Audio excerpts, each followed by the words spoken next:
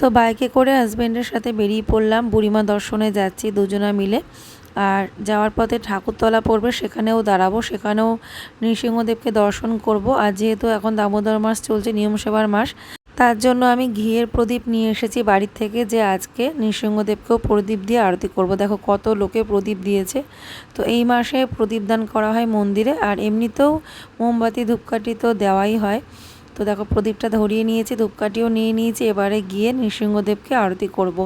তো যেহেতু সন্ধ্যাবেলার রাতের দিককার টাইম, তার জন্য কিন্তু মন্দিরের এই দরজাটা বন্ধ থাকে, এখান দিয়ে একটু দেখা যায়, সেভাবেই আর কি সবাই দর্শন করে আরতি করে। তো বেশ ভালোই ভিড় ছিল, সকলেই আরতি করছিল, প্রদীপ দান করছিল। তো খুব ভালো লাগলো অনেক দিন পরে এসে যে আমি যে কাজটা করতে এসেছি সেটা করতে পারলাম। দুজনে মিলে দিয়েছিলাম। প্রথমে আমি প্রদীপ দান করলাম, প্রদীপ দেখিয়ে, তারপরে আমার হাজব্যান্ডও করলো। তারপরে আমরা বেরিয়ে পড়েছিলাম বুড়িমা দর্শনের উদ্দেশ্যে কৃষ্ণনগর।